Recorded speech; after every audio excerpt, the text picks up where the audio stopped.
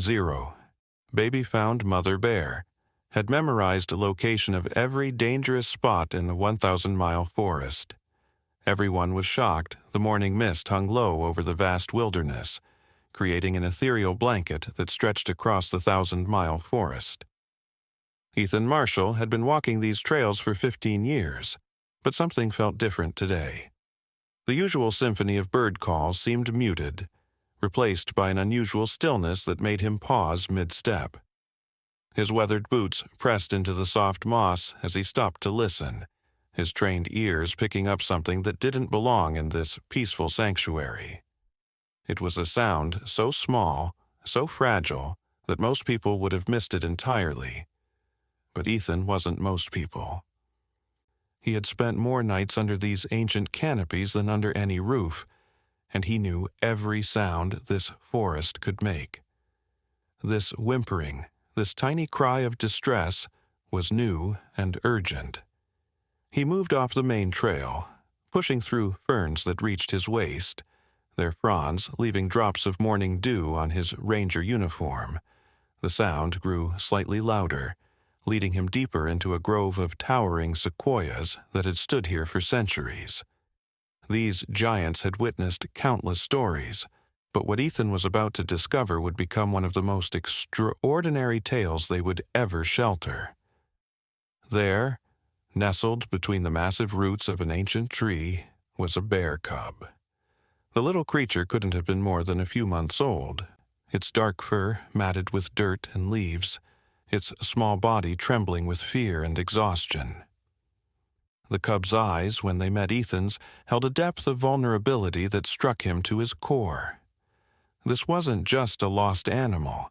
This was a baby, separated from everything it knew and loved. Ethan crouched down slowly, making himself smaller, less threatening. He had encountered bear cubs before, and he knew the protocol. The mother was usually nearby, and approaching a cub could trigger a violent protective response. But as he waited, watching the shadows between the trees, no angry mother appeared. Minutes passed, then an hour. The sun climbed higher, filtering through the canopy in golden streams, and still the forest remained peaceful. The cub had stopped whimpering and was now watching Ethan with curious eyes, as if trying to understand what kind of creature he was. Ethan reached into his pack and pulled out a water bottle, pouring some into his cupped hand and extending it slowly toward the cub. The little bear sniffed cautiously, then began to lap at the water with its tiny pink tongue. It was a moment of connection, a bridge built between two different worlds. Just as Ethan was beginning to worry that the cub had been truly abandoned, he felt it before he saw it. The air seemed to shift, becoming denser, charged with an ancient presence. From the deepest shadows of the forest she emerged. The mother bear was magnificent and terrifying in equal measure. She was enormous, easily 8 feet tall when she rose on her hind legs, which she did now, testing the air for danger. Her fur was a rich brown, almost black in the shadows, with silver tips that caught the light. Her eyes, when they fixed on Ethan, held an intelligence that made him catch his breath. Oh, this wasn't the blank stare of a wild animal. This was the gaze of something that understood far more than it should. Ethan remained perfectly still, his hand still extended toward the cub, water dripping slowly onto the forest floor. He expected the charge, the roar, the violent reclaiming of her young. But it never came. Instead, the mother bear, who would come to be known as Lily in Ethan's careful notes, did something extraordinary. She lowered herself back to all fours and walked toward them with measured, deliberate steps. She moved past Ethan as if he were nothing more than another tree, going straight to her cub. The reunion was gentle, almost tender. She nuzzled the little one, checking it over with her nose, making soft rumbling sounds that seemed to ask, "Are you hurt? Are you okay?" The cub responded with excited squeaks, pressing itself against its mother's massive form. Then Lily did something that changed everything. She looked directly at Ethan, holding his gaze for what felt like an eternity. In that look was something he couldn't quite define. Acknowledgement, perhaps even gratitude. Then she turned and began to walk away, her cub following on unsteady legs. After a few steps, she stopped and looked back at Ethan, waiting. The invitation was clear, though it made no logical sense. Every bit of Ethan's training told him to let them go, to maintain the boundary between human and wild animal. But something deeper, something instinctual, told him to follow. So he did. He maintained a respectful distance, maybe 30 feet behind them, as they moved through the forest.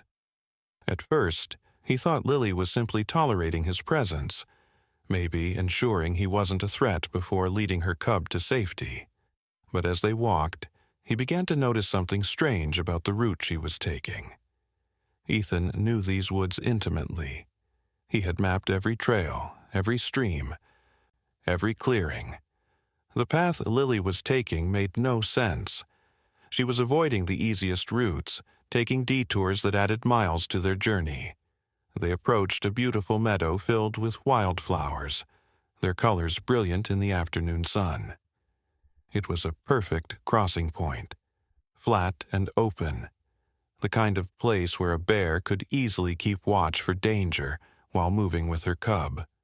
But Lily skirted the entire meadow, leading them through dense undergrowth that scratched at Ethan's clothes and must have been difficult for the small cub to navigate. He made a mental note to investigate that meadow later. They climbed a steep hillside when there was a gentle slope just 100 yards to the left. They crossed a stream at a narrow, rocky point when there was a calm, shallow ford just downstream. Each choice seemed deliberately inefficient, and Ethan's curiosity grew with every step.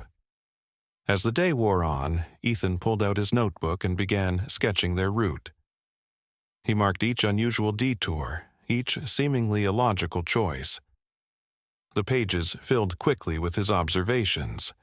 Lily never acknowledged his presence again, but she never tried to lose him either.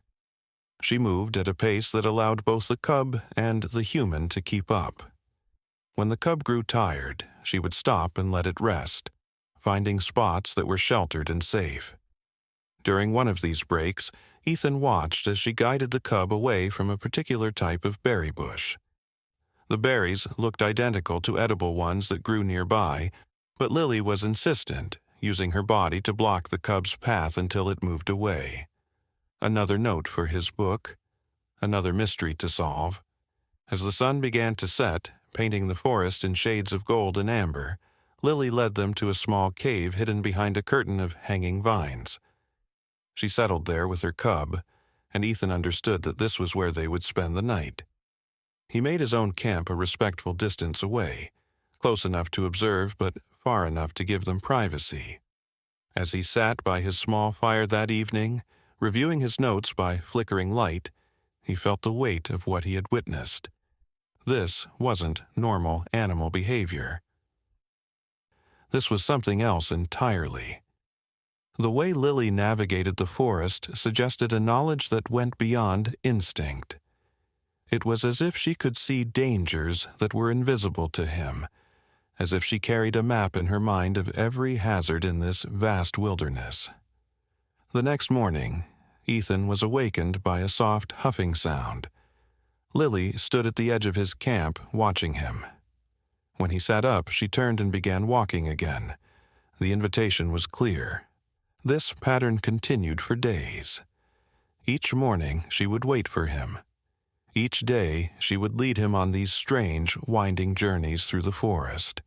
And each evening, Ethan would add more notes to his growing collection of observations. He began to test his theories. When Lily avoided a particular area, he would return later to investigate. What he found astounded him: the beautiful meadow she had skirted. Beneath its carpet of grass and flowers was a bog, deep and treacherous, covered by only a thin layer of vegetation that would give way under significant weight. the hillside she had avoided in favor of a steeper climb. Unstable shale that would cascade down at the slightest disturbance. The emotional bond between Ethan and the bears grew stronger with each passing day. He watched Lily teach her cub, showing it which plants to eat and which to avoid, how to test the ground before stepping, how to read the wind for signs of danger. It was like watching a master class in survival, taught without words, communicated through action and example. The cub began to recognize Ethan, too, sometimes wandering closer to him during rest breaks, its curiosity overcoming its natural caution. Lily would watch these interactions carefully but never intervened. It was as if she had decided he was safe, part of their strange little group. One particularly memorable afternoon, they came to a fork in the trail. To the left was a well-worn path that Ethan had traveled many times. To the right was a barely visible deer track that disappeared into thick undergrowth. Lily chose the deer track without hesitation. Ethan followed, pushing through branches and brambles, wondering what danger she sensed on the main trail. Hours later, when they had circled back to a point where he could see the main trail from a distance, he understood. A massive tree had fallen across the path, its roots torn from the earth by some recent storm. If they had taken that route, they would have had to navigate around or over the massive trunk with the small cub, a dangerous and exhausting detour. But Lily had known. Somehow, she had known. The implications of what he was witnessing began to overwhelm Ethan. This wasn't just impressive animal behavior. This was something that challenged his understanding of how animals navigate their world. He thought about all the hikers who got lost in these woods, all the experienced outdoorsmen who stumbled into danger despite their best efforts. And here was this bear, moving through the forest with absolute confidence, avoiding hazards that weren't visible, predictable, or even consistent. Some of the dangers she avoided were seasonal, areas that would flood during rain, slopes that would become unstable with temperature changes. Others were random, new fallen trees, recent rock slides, fresh predator dens. Yet she knew them all. By the end of the first week, Ethan had filled 3 notebooks. He had maps, sketches, observations, and more questions than answers. But one thing was becoming clear. Lily's knowledge of the forest wasn't just learned through personal experience. No single bear could have encountered all these dangers in one lifetime and survived to remember them. This knowledge had to be deeper, older, passed down somehow through generations. But how? Bears didn't have language, didn't draw maps, didn't tell stories around campfires like humans did. Yet somehow, Lily carried within her a comprehensive understanding of every danger in this 1,000-mile forest. The thought sent chills down Ethan's spine. He was witnessing something that science couldn't fully explain, something that bordered on the miraculous. As he sat by his fire on the 7th night watching the stars through the canopy above, Ethan thought about the people who would eventually hear this story. He thought about children in cities who had never seen a forest, about scientists who would demand proof, about skeptics who would dismiss it as coincidence. But he also thought about those who would understand, who would feel the same sense of wonder he felt now. He wished he could share this moment with them, wherever they were watching from. If you're someone who loves mysteries, who believes there's still magic in the wild places of the world, then this story is for you. Don't forget to share it with others who might need to hear that nature still holds secrets we haven't discovered, that animals might know things we've forgotten. Like and subscribe if you want to follow this incredible journey, because what I discovered next changed everything I thought I knew about the connection between animals and their environment. The following days brought new revelations. Ethan began to notice patterns within patterns. Lily didn't just avoid dangers, she seemed to categorize them. Immediate threats, like unstable ground or predator territories, were given the widest berth. Seasonal dangers were navigated based on the current conditions, but there was a third category that puzzled him. Areas she avoided that showed no obvious danger at all. These spots looked perfectly safe, even inviting. Yet Lily would not go near them, sometimes adding miles to their journey to avoid them entirely. It was during one of these long detours that Ethan noticed something else. Lily would occasionally stop at certain trees, rising on her hind legs to sniff at the bark. At first, he thought she was marking territory or looking for insects, but the pattern was too specific, too deliberate. She was reading something, gathering information from these trees that influenced her route. The emotional weight of being chosen to witness this began to affect Ethan deeply. Why had Lily allowed him to follow? Why had she shared this secret with him? He wasn't special, just a ranger who loved the forest. But perhaps that was enough. Perhaps she had sensed in him someone who would understand, who would appreciate the magnitude of what she was showing him. During their daily travels, he began to talk to her quietly, sharing his observations, his theories, his gratitude. She never responded, of course, but sometimes she would look back at him with those intelligent eyes, and he felt understood. The cub, growing more comfortable with his presence, would sometimes lag behind to walk closer to him, and Lily would allow it, watching but not interfering. The second week brought a new development. They encountered other bears, a large male who emerged from the brush ahead of them. Ethan's blood ran cold. Male bears could be aggressive, especially toward cubs that weren't their own. He reached for the bear spray on his belt, ready to protect the cub if necessary. But Lily did something unexpected. She made a series of sounds. Not quite a roar, more like a complex vocalization that seemed to carry information. The male bear listened, then looked at the path ahead, then back at Lily. After a moment, he turned and took a different route, following almost exactly the same detour Lily had been about to take. It was as if she had shared her knowledge with him, warned him about something ahead.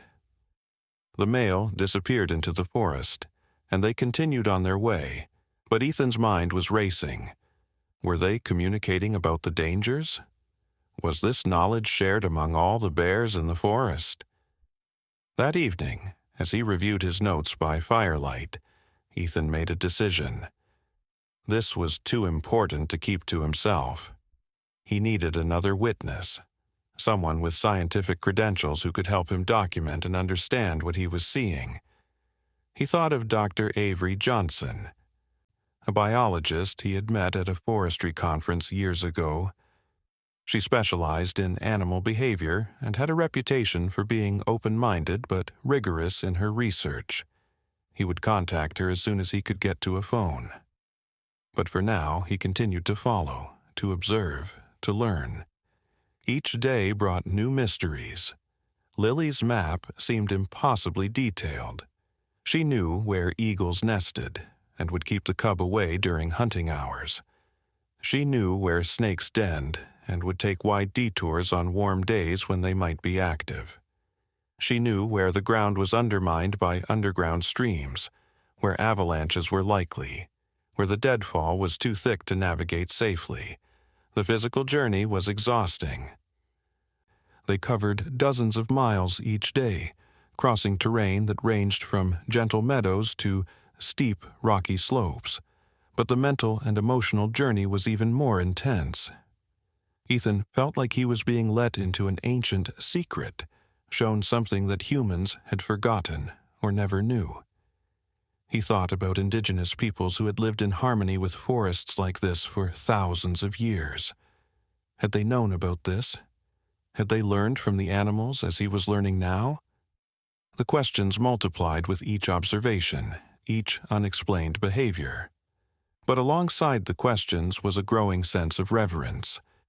He was witnessing something profound, something that spoke to a deeper intelligence in nature than most people ever imagined. One rainy afternoon, they took shelter under a massive rock overhang. The cub curled up against its mother, and Ethan sat nearby, close enough to feel like part of their small group, but still maintaining respectful distance. As the rain drummed on the leaves outside their shelter, he watched Lily groom her cub, her massive paws surprisingly gentle as she cleaned its fur. It was such a human moment. A mother caring for her child, keeping it safe and clean and loved. The parallels weren't lost on him. How different were they really? Both species trying to survive, to protect their young, to navigate a dangerous world. Perhaps the only real difference was that Lily's species had kept their ancient knowledge while humans had traded theirs for technology and comfort. As the rain cleared and they prepared to continue their journey, Ethan noticed something carved into the rock face at the back of the overhang. They were old marks, weathered by time, but deliberate. They looked almost like symbols, though not any language he recognized. He photographed them with his phone, adding them to his growing collection of mysteries. Were these markers, warnings, messages? He thought about ancient human cultures that had left paintings in caves trying to communicate across time. Could bears have their own version of this? The thought seemed impossible, but then again, everything about this journey had seemed impossible at first. The days blended into each other, each one bringing new routes through the forest, new dangers avoided, new mysteries uncovered. Ethan's notebooks multiplied, filled with maps and observations and questions. He began to see the forest differently, not as a single entity but as a complex network of safe paths and danger zones, all mapped in Lily's mind with perfect clarity. The cub was learning too, following its mother's lead but also beginning to show signs of independent knowledge. Once, it stopped abruptly on a trail, refusing to go forward until Lily investigated and then led them around. It was already learning the map, already becoming part of this ancient system of knowledge transfer. The emotional bond between Ethan and the bears had evolved into something he couldn't quite name. It wasn't friendship, that was too human a concept. It wasn't mere observation, he was too involved for that. It was more like a temporary membership in their family, a guest pass to their world. He found himself thinking like them, scanning for dangers, testing the wind, listening for sounds that didn't belong. His ranger training had always made him good at reading the forest, but this was different. This was seeing the forest through ancient eyes, understanding it not as a human visitor, but as a permanent resident who couldn't afford to make mistakes. On one particularly memorable morning, they created a rise and saw the vista of the forest spreading out for miles below them. The 1,000-mile wilderness looked endless from here, an ocean of green that rippled in the morning breeze. Lily stood at the edge, her cub beside her, and for a moment, all three of them just looked out at this vast world they were navigating together. Ethan felt very small, but also part of something immense. Somewhere in all that green were thousands of dangers, thousands of safe paths, thousands of secrets. And Lily knew them all. The how and why were still mysteries, but the fact was undeniable. She carried within her a perfect map of this entire wilderness. A map written not on paper, but in memory, instinct, and something else, something that transcended individual experience. As they descended from the rise, beginning another day's journey through the forest, Ethan thought about the responsibility he now carried. He was the witness to something extraordinary, something that could change how we understand animal intelligence and the depth of knowledge that exists in the natural world. But how could he share this without destroying it? How could he protect Lily and her cub while also revealing their incredible story? These questions weighed on him as they walked, following ancient paths through a forest that suddenly seemed more alive, more intelligent, more mysterious than he had ever imagined. The journey was far from over. In fact, he realized it had only just begun. The real mystery wasn't just that Lily knew where every danger was, it was how this knowledge existed at all, how it was preserved and passed on, and what it meant for our understanding of consciousness and intelligence in the animal kingdom. The afternoon brought them to a part of the forest Ethan had never explored, despite his years as a ranger.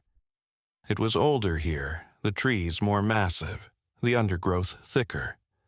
The air felt different, heavier with age and secrets. Lily moved more slowly here, more carefully, as if the dangers were greater or more numerous. She stopped frequently to test the air, to listen, to examine marks on trees that Ethan couldn't see until she drew his attention to them. The cub stayed close to her, sensing the increased caution. They were entering the heart of something. Ethan felt it. This wasn't just another part of the forest. This was a special place, a place where the ancient knowledge was strongest. They came to a grove of the oldest trees Ethan had ever seen. These giants must have been here for 1,000 years or more, their trunks so wide that a dozen people holding hands couldn't encircle them. Lily led them to the largest of these ancients, and there, on its bark, Ethan saw something that made his breath catch. Scratches. Hundreds of them, maybe thousands, covering the trunk from ground level up to about 12 feet, as high as a bear could reach. They weren't random claw marks from bears scratching their backs or marking territory. They were deliberate, patterned, almost like a language written in wood. Some were fresh, others so old they had become part of the bark itself.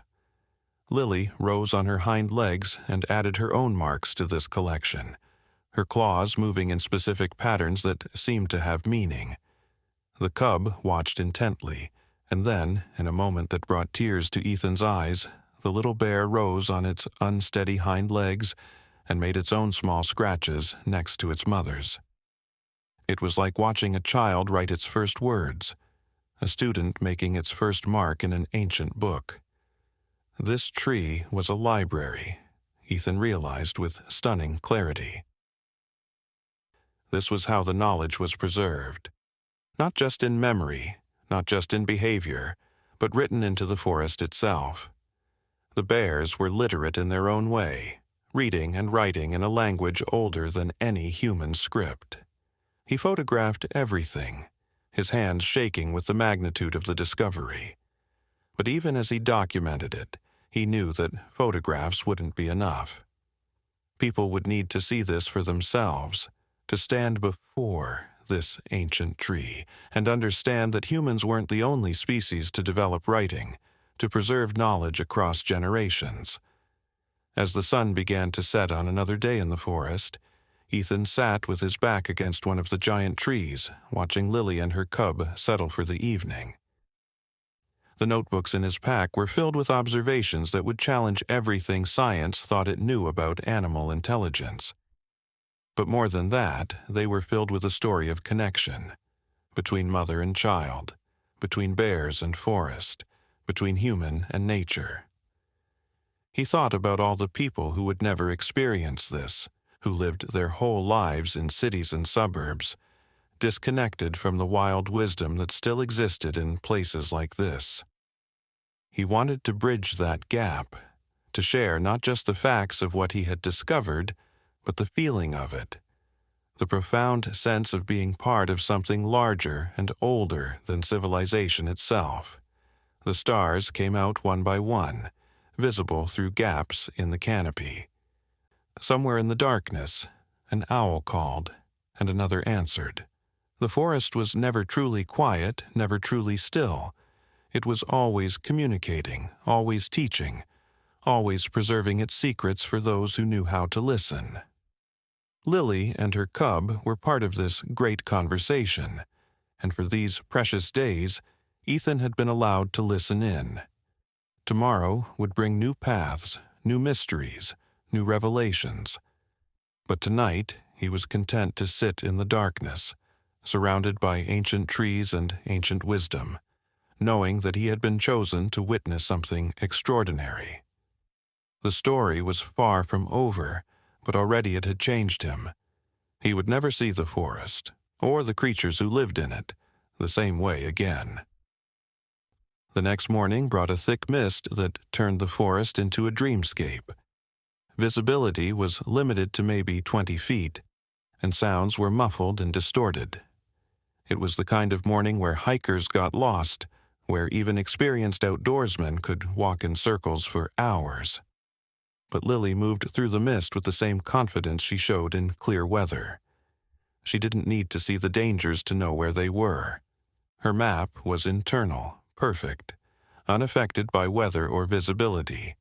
Ethan followed the sound of her movement more than sight, occasionally catching glimpses of her dark form moving through the white veil. The cub stayed close to its mother, occasionally making small sounds that she would answer with gentle huffs. They were climbing now, moving up a steep slope that Ethan couldn't see the top of. His ranger's instinct told him they should wait for the mist to clear. Climbing blind was dangerous. But Lily knew exactly where to place each paw, which rocks were stable, which roots would hold weight. She was reading the mountain through some sense that transcended sight. Halfway up the slope, she suddenly stopped and changed direction, leading them sideways along the hill instead of continuing up. Ethan marked the spot mentally, planning to return when the weather was clear. When he did, days later, he would find that the path she had avoided led directly to a recent landslide area, where the ground was still unstable and dangerous. As they continued their journey through the mist, Ethan began to understand that Lily's knowledge wasn't just about avoiding danger. It was about finding opportunity. She knew where the best berries grew, where clean water flowed even in dry seasons, where shelter could be found in storms. Her map included resources as well as risks. This comprehensive understanding of the forest made her not just a survivor, but a master of her environment. The cub was inheriting this mastery, learning not through instruction but through experience, following in footsteps that had been following other footsteps for generations uncounted. The mist began to clear as the sun climbed higher, revealing the forest in layers like a slowly developing photograph. They were higher than Ethan had realized, having climbed several hundred feet in elevation. Below them, the forest stretched out in a sea of green, with wisps of mist still clinging to the valleys. It was breathtakingly beautiful, but Lily didn't pause to admire the view. She had a destination in mind, a purpose to this journey that Ethan couldn't yet understand. They continued along the ridge, the path narrow but safe, at least where Lily chose to walk. Several times she avoided sections that looked identical to the parts she deemed safe, her reasons invisible to human eyes. Around midday, they encountered evidence of other humans in the forest. A camping site recently abandoned, with the cold remains of a fire and some trash that the campers had failed to pack out. Lily gave the site a wide berth, but not from fear. It was more like disgust, or perhaps sadness. She knew humans, had probably observed them many times from the safety of the forest shadows. But she didn't trust them, except, apparently, for Ethan. He felt ashamed of his species in that moment, seeing their carelessness through her eyes. He made a note of the location, planning to return and clean up the site. It was the least he could do. They were approaching something significant. Ethan could feel it in the way Lily moved. More purposeful now, less meandering. The cub seemed to sense it too, staying closer to its mother, more alert. They created another rise, and there before them was a valley unlike any Ethan had seen in all his years in the forest. It was perfectly bowl-shaped, surrounded by steep slopes on all sides, with only one visible entrance: the path they had just taken. The valley floor was covered in lush grass and wildflowers, with a small stream running through its center. It was paradise, a hidden Eden in the midst of the wilderness. But more than that, it was safe. Completely protected from wind, predators would be visible long before they could approach, and the single entrance made it defensible. This wasn't just a random, beautiful spot. This was a sanctuary. Lily led them down into the valley, and immediately Ethan noticed the signs. Bear tracks everywhere, some old, some recent. Scratches on trees that formed the same kind of patterns he had seen on the ancient giant. Places where the grass was worn down from repeated use. This was a gathering place, a safe zone where bears came for some purpose Ethan couldn't yet understand. Lily moved to a specific spot near the stream and settled down, the cub immediately beginning to play in the shallow water. She looked at Ethan then, really looked at him, and he understood that this was what she had wanted to show him. This wasn't just about her personal knowledge of the forest. This was about her species' collective wisdom, their ability to maintain and share information across generations and distances. As the afternoon wore on, Ethan explored the valley, finding more evidence of its importance to the bears. There were medicinal plants here that grew nowhere else in the forest. Plants that Lily would occasionally eat and encourage her cub to try. There were mineral deposits that the bears would lick, probably for essential nutrients. There were perfect denning sites for winter hibernation. This valley was like a bear city, a central hub of their civilization. The word felt strange to apply to animals, but what else could you call it? They had written language, shared knowledge, gathering places, and cultural transmission of information. They had everything human anthropologists looked for when defining civilization, just in a different form. As the sun began to set on this remarkable day, Ethan sat by the stream, watching Lily teach her cub to catch fish in the shallow water. The little bear was clumsy but determined, splashing more than hunting, but slowly learning the technique. It was such a normal scene, a mother teaching her child a vital skill, but it was taking place in this extraordinary context, in this hidden valley that represented something far greater than just a safe place. It represented proof that humans had vastly underestimated the intelligence and culture of the animals they shared the planet with. The implications were staggering. If bears had this kind of complex knowledge system, what about other species? What about wolves, elephants, whales? How much intelligence and wisdom existed in the natural world that humans had simply failed to recognize? That night, as he lay in his sleeping bag looking up at the stars, Ethan felt the weight of responsibility settling on his shoulders. He was possibly the first human to be shown this, to be trusted with this knowledge. What he did with it would matter. He could publish papers, become famous, revolutionize our understanding of animal intelligence. But doing so might also destroy what he had discovered. If people knew about this valley, about the bears' gathering place, would they respect it, or would they invade it with cameras and tourists and scientists? The dilemma kept him awake long into the night. How do you share a miracle without destroying it? How do you protect something by revealing it? These weren't questions with easy answers. The next morning, Lily led them out of the valley by a different route, one that was even more hidden than the entrance they had used. This path was marked by subtle signs, a bent branch here, a specific arrangement of rocks there. It was like following a secret trail that only existed if you knew what to look for.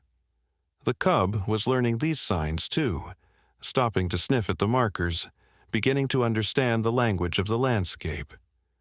They were 3 days into the third week of this incredible journey, and Ethan realized that his initial observation had only scratched the surface. Lily didn't just know where the dangers were. She was part of an elaborate system of knowledge preservation and transmission that rivaled anything humans had developed. They spent that day traveling through a part of the forest that had been burned in a wildfire years ago. The landscape here was different. Younger trees, more undergrowth, different dangers. But Lily navigated it with the same confidence. She knew which burned trees were likely to fall, where the new growth was too thick to pass through safely, where the fire had created hidden pits covered by ash and debris. Her map had been updated to include these changes, though she couldn't have personally experienced the fire. It had happened before the cub was born, possibly before Lily herself was born, yet she knew. The knowledge had been passed down, updated, maintained. That afternoon, they encountered another bear, a younger female who seemed nervous and unsure. She was probably only recently independent from her own mother, still learning to navigate the forest alone. When she saw Lily, her entire demeanor changed. She approached respectfully, making soft sounds that seemed almost like questions. Lily responded with her own vocalizations and then did something extraordinary. She began to walk, slowly and deliberately, with the young female following.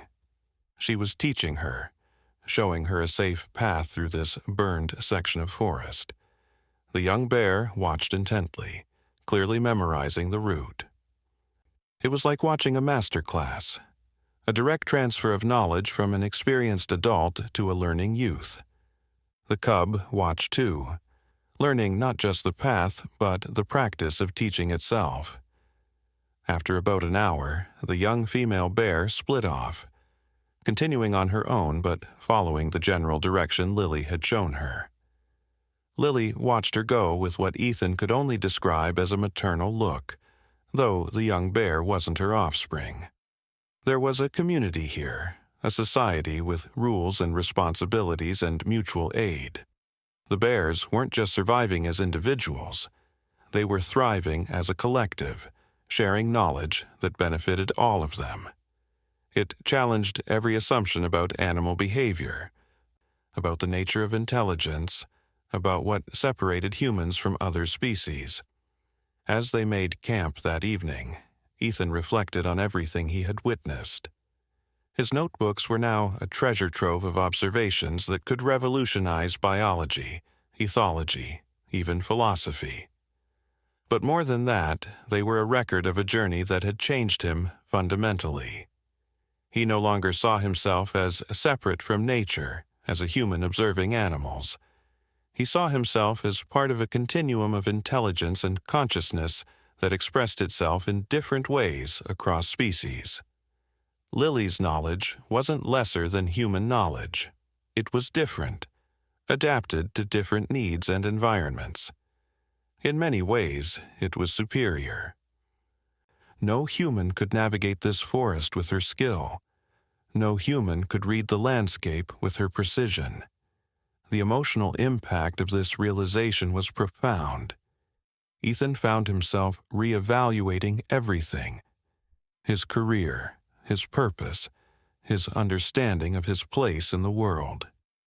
He had started this journey as a ranger, someone who protected the forest. But now he understood that the forest didn't need his protection as much as it needed his respect. The bears had been managing this ecosystem for thousands of years before humans arrived. They had developed sustainable practices, information systems, and social structures that had allowed them to thrive. Humans, with all their technology and supposed superiority, had much to learn from them. As the stars emerged once again, Ethan heard something new in the forest's nighttime symphony. It wasn't just random sounds anymore. It was communication. information being shared in ways he couldn't fully understand but could now appreciate. Every hoot, howl, and rustle carried meaning for those who knew how to interpret it. The forest was alive with intelligence, with consciousness expressing itself in myriad forms. And for these precious weeks, he had been allowed to glimpse just one small part of this vast, interconnected web of knowledge and wisdom. The arrival of Dr. Avery Johnson marked a turning point in the documentation of Lily's extraordinary abilities. She came with a car full of scientific equipment, her skepticism wrapped in professional courtesy, but Ethan could see the doubt in her eyes when he first explained what he had been witnessing.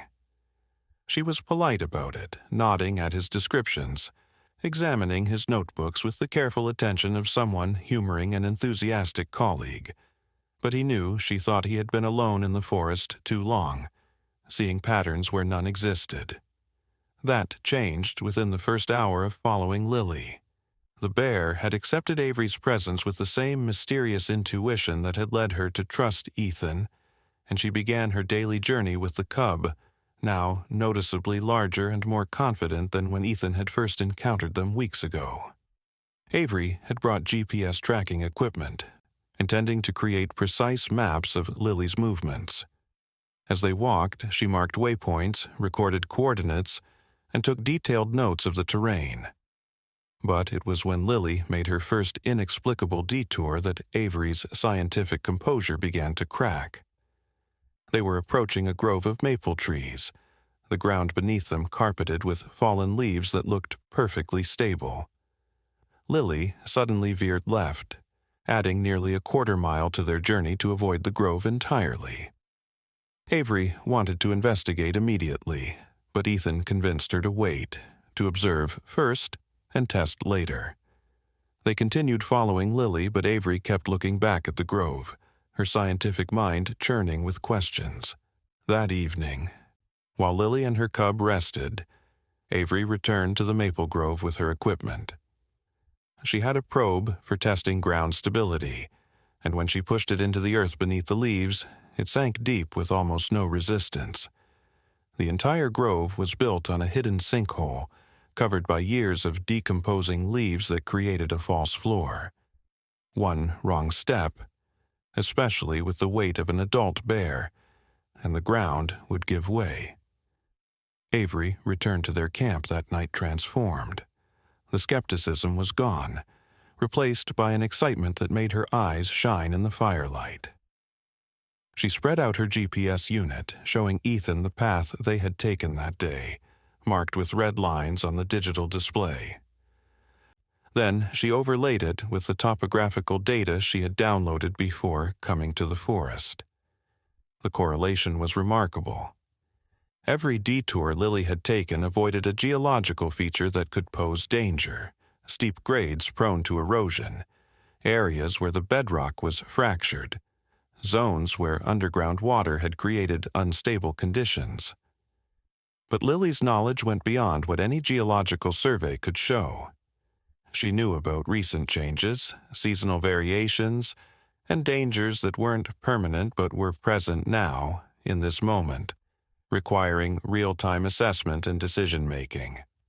They spent the next days developing a system.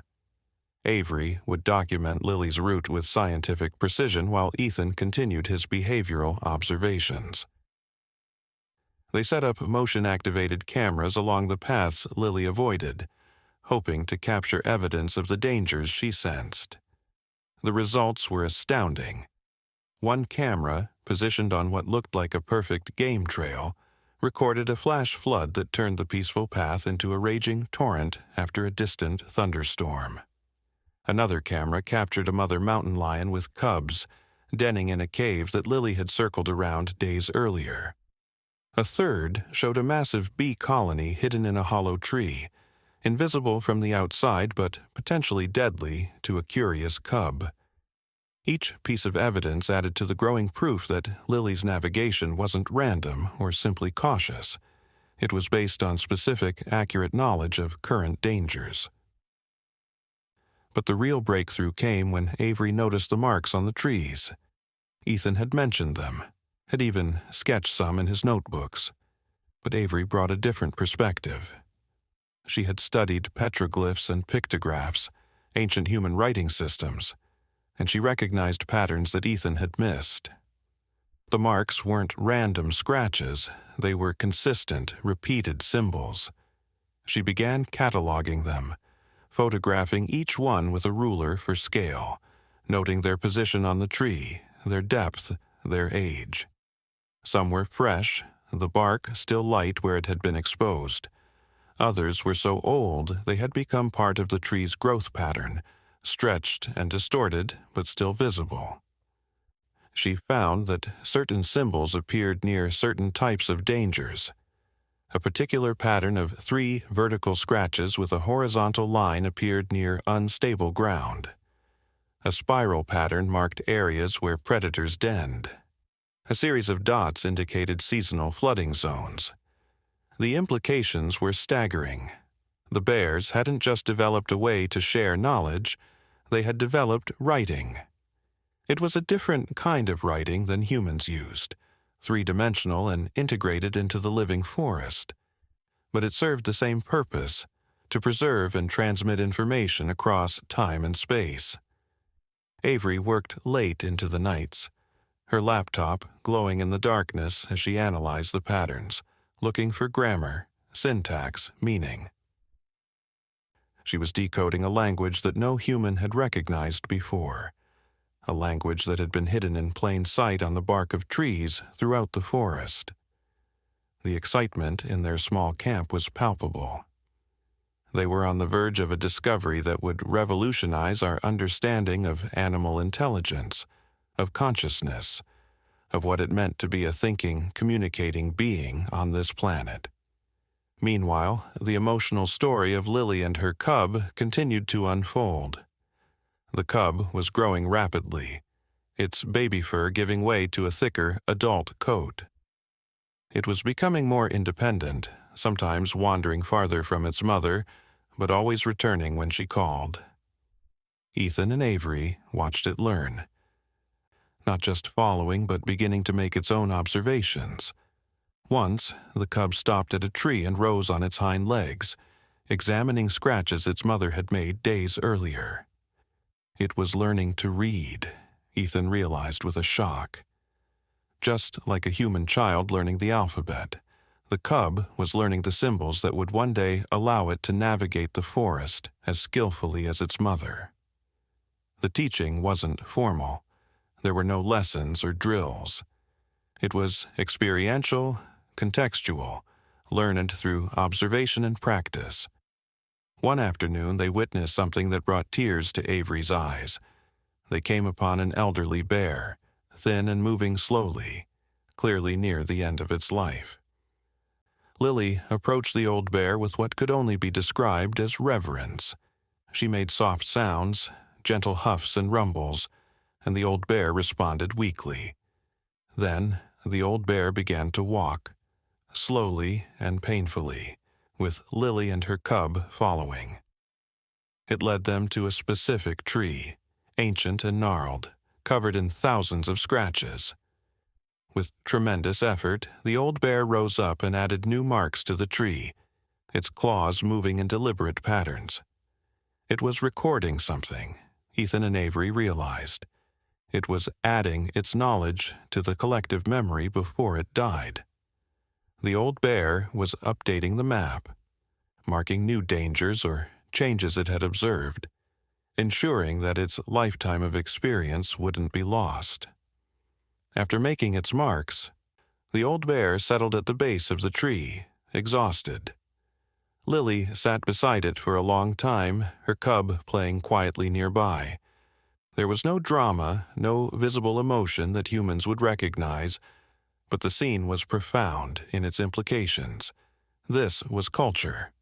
This was the transmission of knowledge from one generation to the next, the preservation of wisdom beyond individual mortality. When the old bear finally stopped breathing, as peacefully as falling asleep, Lily stood and made her own marks on the tree, possibly recording the old bear's death, adding another layer to the endless story written in wood and bark. They left the old bear there, at the base of the tree. It had spent its last energy updating, and continued their journey. But the image stayed with Ethan and Avery, a reminder that they were witnessing something sacred, something that transcended scientific discovery. As their research continued, patterns within patterns emerged. Avery discovered that the bear's written language had regional dialects. Trees in different parts of the forest had subtle variations in their symbols, like accents in spoken language. This suggested that different bear populations had developed their own conventions while maintaining a core shared system. She also found evidence of historical events recorded in the bark. A series of trees near a river showed marks that seemed to describe a major flood, with dates that could be roughly determined by the tree's growth rings. Another area had symbols that might represent a disease outbreak, warning future generations away from contaminated water sources. The bears weren't just mapping current dangers, they were maintaining a historical record, a cultural memory that spanned generations. The technology Avery had brought revealed even more mysteries. Using thermal imaging, she discovered that Lily could detect underground water sources, avoiding areas where hidden streams made the ground unstable. Using chemical analysis, she found that trees Lily investigated often had trace pheromones left by other bears, chemical messages that complemented the visual symbols. The forest was alive with information, written in scratches and scents, in bent branches and arranged stones, in paths worn by countless paws following the same safe routes. It was an internet of sorts, a world wide web made of wood and stone and scent, connecting every bear in the forest to a shared database of survival information.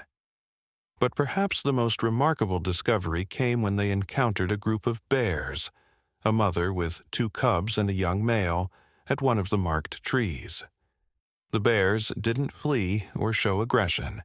Instead, they gathered around the tree like students around a blackboard. The mother bear rose up and traced certain symbols with her paw, not adding new marks, but following existing ones. Her cubs watched intently. Then she led them a short distance away and showed them the actual danger the symbols represented, a partially collapsed den that looked safe from the outside but was structurally unsound. She was teaching them to read, to connect the symbols to reality. The young male watched too, learning from a bear that wasn't his mother, evidence of communal education that extended beyond family units.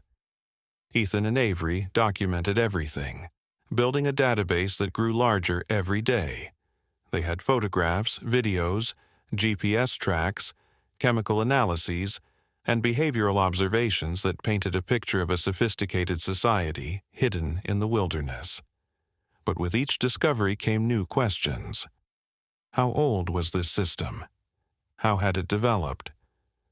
Were bears the only species with this kind of cultural knowledge transmission, or were there others? The forest seemed to grow larger and more mysterious the more they learned about it.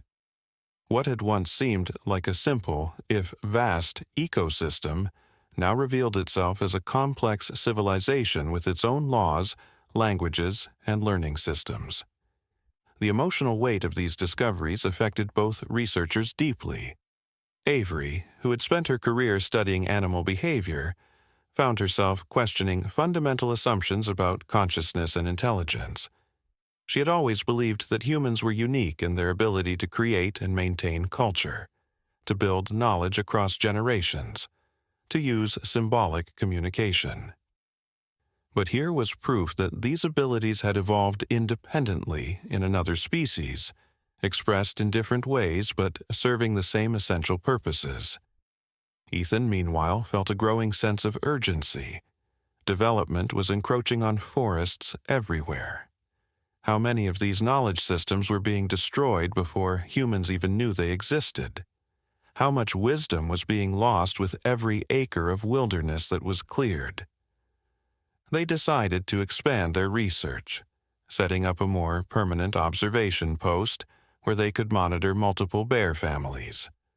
Lily had become comfortable enough with their presence that she would sometimes rest near their camp, her cub playing in sight while she dozed.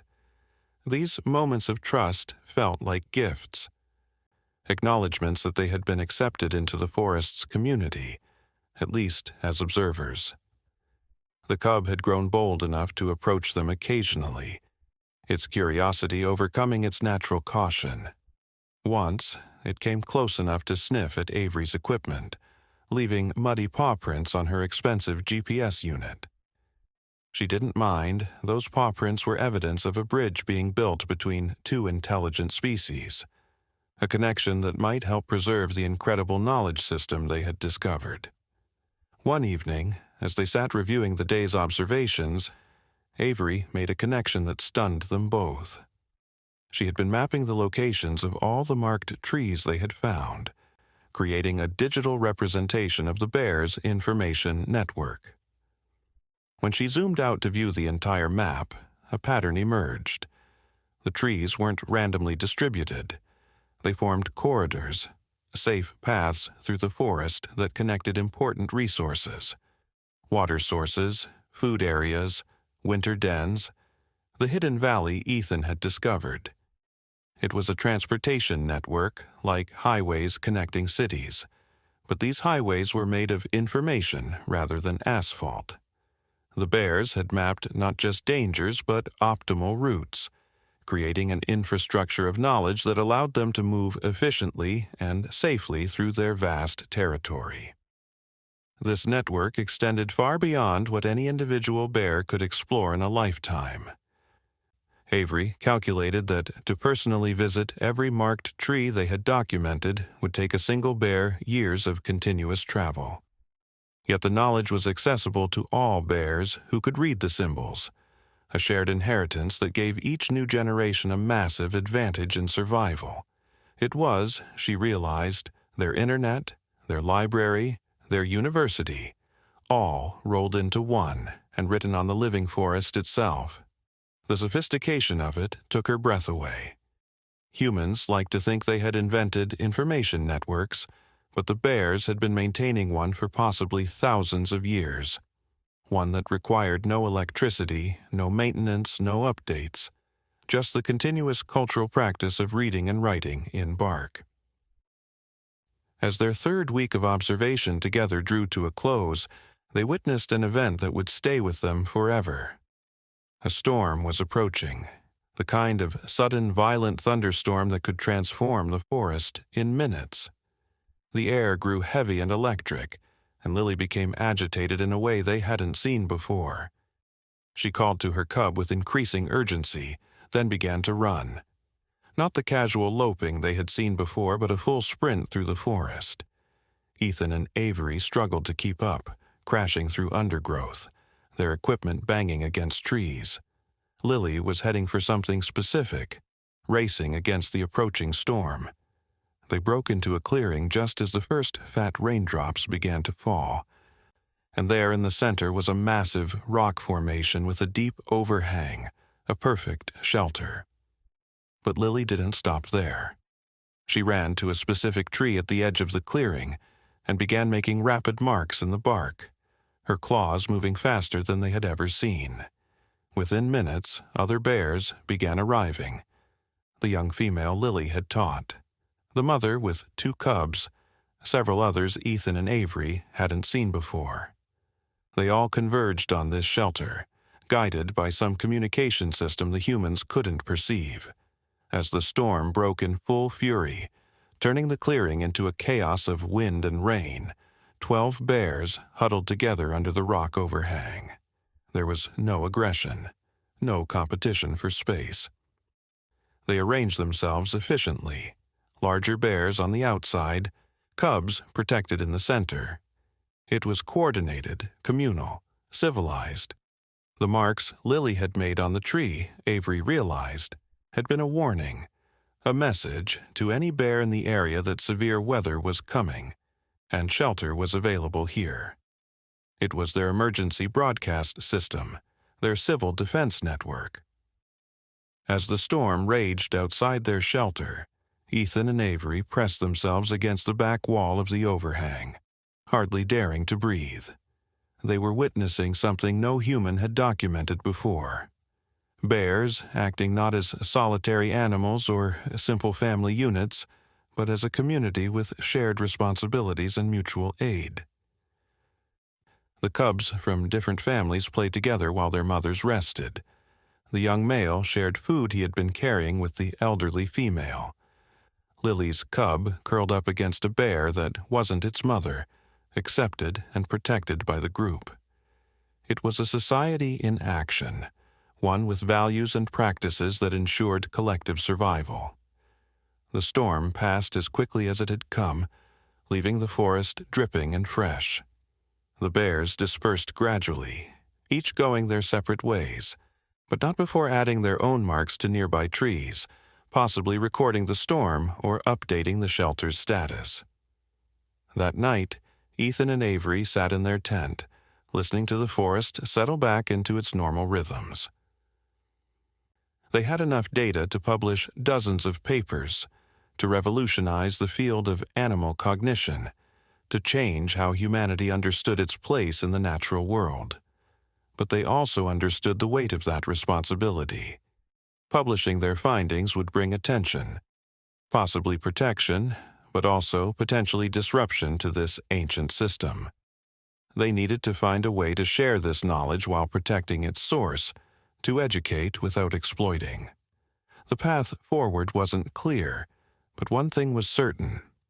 The world needed to know that humans weren't the only species on Earth with culture, language, and accumulated wisdom. As the weeks turned into months, their research expanded.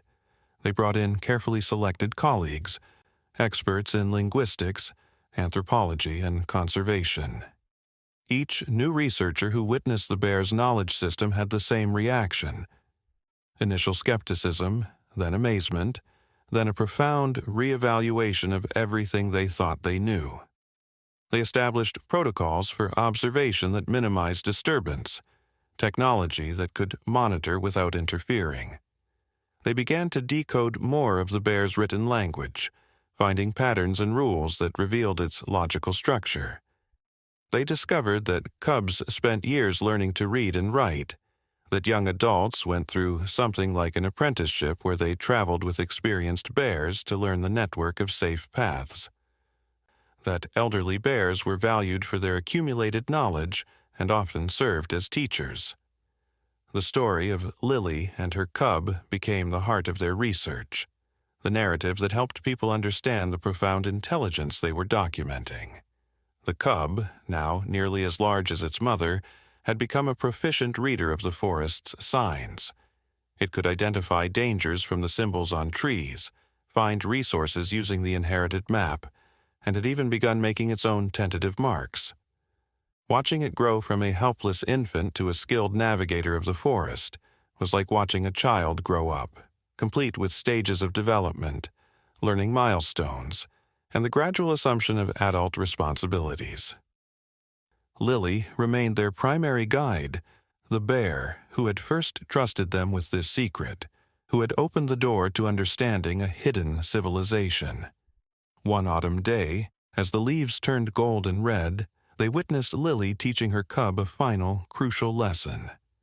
She led it to a special tree, different from the others they had seen. This tree's bark was smooth, unmarked, waiting. Lily made a specific series of marks, then stepped back and waited. The cub approached, studied the marks, then made its own symbols next to its mother's. It was registering itself, Ethan realized, adding its identity to the forest's database, announcing its presence as an independent member of Bear Society. It was a graduation of sorts, a coming-of-age ritual that connected the young bear to thousands of others who had made their marks over countless generations. The emotion of the moment was overwhelming. They were witnessing not just animal behavior, but culture in its deepest sense, the practices that define a society and connect individuals to something larger than themselves. the impact of their research rippled outward.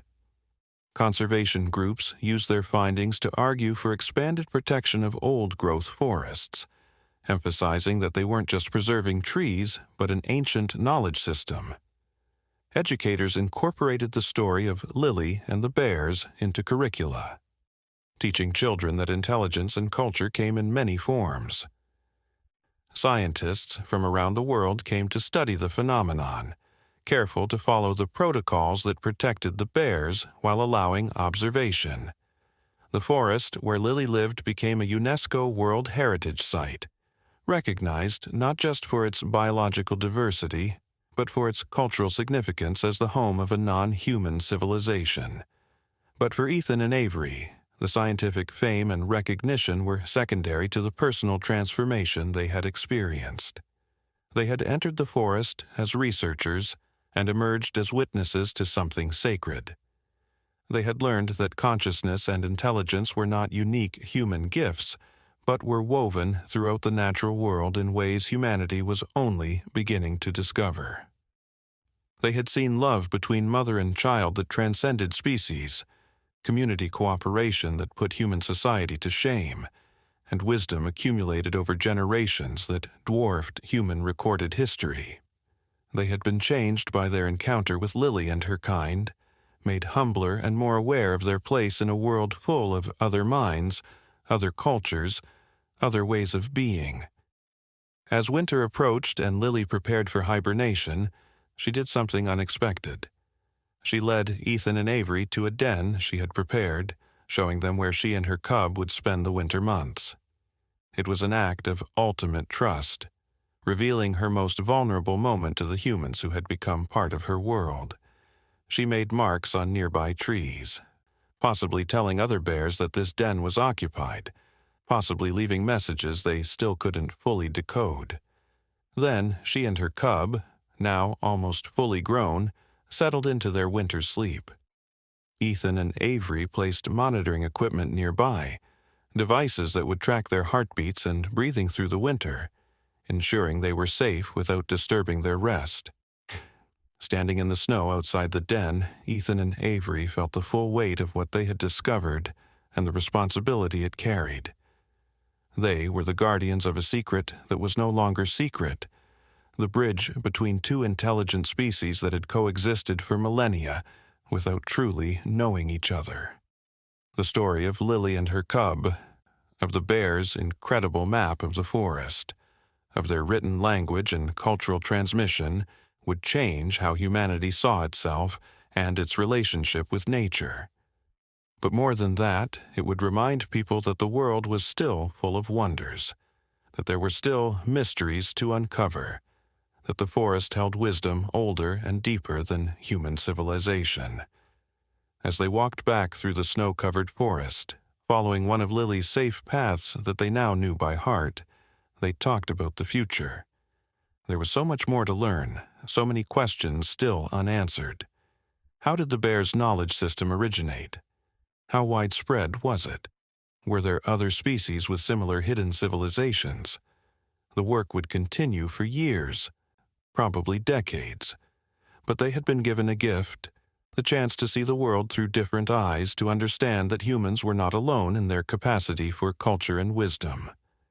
They had been taught by a bear named Lily that knowledge could be preserved in bark and stone, that love could transcend species, that the forest was not just a collection of trees, but a living library of ancient wisdom. The sun was setting as they reached their research station, painting the snow-covered forest in shades of pink and gold. Somewhere beneath the snow, Lily and her cub slept, their breathing slow and steady, their heartbeats marking time through the winter. They would wake in spring to a world that knew their secret, a world that had finally recognized the intelligence and culture of their kind. But they would also wake to protection, to respect, to a future where their ancient knowledge system would be preserved and celebrated. The 1,000-mile forest would remain their domain, their library, their home. And humans, if they were wise, would learn from them. learn that survival wasn't about dominance but about knowledge, that strength came from community, that wisdom was worth preserving in whatever form it took. The story that had begun with a lost cub and a curious ranger had become something much larger, a bridge between worlds, a revelation of hidden intelligence, a reminder that humans shared this planet with other thinking, feeling, culture-creating beings. It was a story that would be told for generations, inspiring wonder and respect for the natural world. But for Ethan and Avery, it would always be personal. It would always be about Lily and her cub, about following them through the forest, about being trusted with an ancient secret. It would always be about the moment they realized that the bears had memorized not just the location of every danger in the forest, but had built an entire civilization on that knowledge, passing it down through generations in a way that had kept them safe for thousands of years. As the stars came out one by one in the darkening sky, Ethan made a final entry in his notebook. The same notebook that had held his first sketches of Lily's mysterious paths. He wrote about the journey they had taken, the discoveries they had made, the responsibilities they now carried. But mostly, he wrote about gratitude. Gratitude to Lily for trusting them. Gratitude for the chance to witness something extraordinary. Gratitude for a world that could still surprise and humble humanity with its hidden wonders. The forest settled into its nighttime rhythms, the ancient conversation of owls and wind and rustling leaves. And deep beneath the snow, Lily and her cub slept on, keepers of an ancient wisdom that had finally been recognized, protectors of a map written in bark and memory, teachers who had shown humanity that intelligence and culture bloomed in many forms throughout the natural world. The research continued through the winter, with remote monitoring showing Lily and her cub safe in their hibernation. The team used this time to analyze their vast collection of data, to decode more of the bear's language, to map more of their network of information. They discovered that the system extended far beyond the 1,000-mile forest, that bears in distant regions used similar symbols with regional variations, suggesting the knowledge system was ancient and widespread. They found evidence that other animals interacted with the bear's marks, wolves avoiding areas marked as dangerous, birds nesting near trees marked as safe. The forest's information network wasn't exclusive to bears. It was a shared resource that benefited the entire ecosystem. Spring brought new life to the forest and new chapters to their research. Lily emerged from her den with her cub, both thinner but healthy. The cub was now independent, ready to make its own way in the world, equipped with all the knowledge its mother had shared. It was a bittersweet moment when the young bear left, heading off to establish its own territory, but it carried with it the accumulated wisdom of generations. Lily watched it go with what seemed like pride, then turned her attention to the marks on nearby trees, updating them with information about the winter, the changing conditions, the new dangers and opportunities that spring brought. She was no longer just a mother, she was a keeper of knowledge, a living link in an ancient chain of wisdom that stretched back through time. The impact of the discovery continued to ripple outward, changing how people thought about animals, intelligence, and the natural world. Children grew up learning about Lily and the bear's map, understanding from an early age that humans weren't the only species with culture and language. Scientists revised theories about the evolution of intelligence, recognizing that it had emerged multiple times in different forms. Conservationists used the discovery to argue for protecting not just species, but the knowledge systems they maintained. The forest where Lily lived became a symbol of the hidden wonders that still existed in the world, the mysteries that awaited discovery if humans approached nature with humility and respect. For Ethan and Avery, their lives had been forever changed. They continued their research, But it had become more than a scientific endeavor.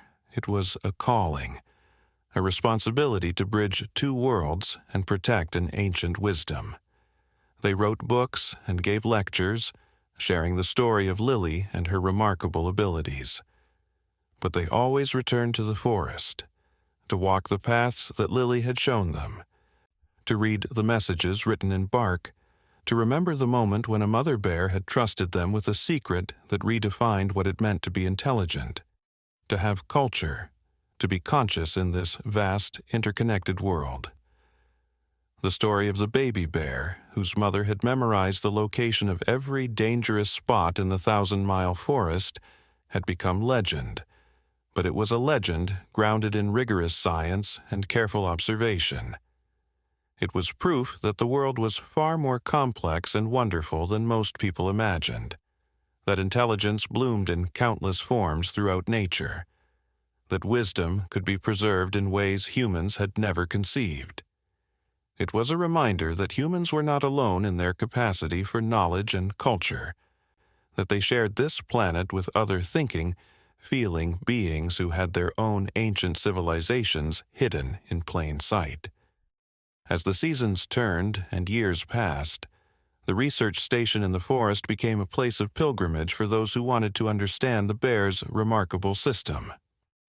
Visitors came from around the world to walk the safe paths, to see the marked trees, to perhaps catch a glimpse of Lily or other bears who had become known to the researchers. But the bears remained wild, free, following their ancient ways, while tolerating the respectful observation of humans who had finally learned to see them not as animals but as fellow intelligent beings with their own culture, language, and accumulated wisdom. The forest thrived under protection, the bear's knowledge system preserved for future generations of both bears and humans to learn from and marvel at.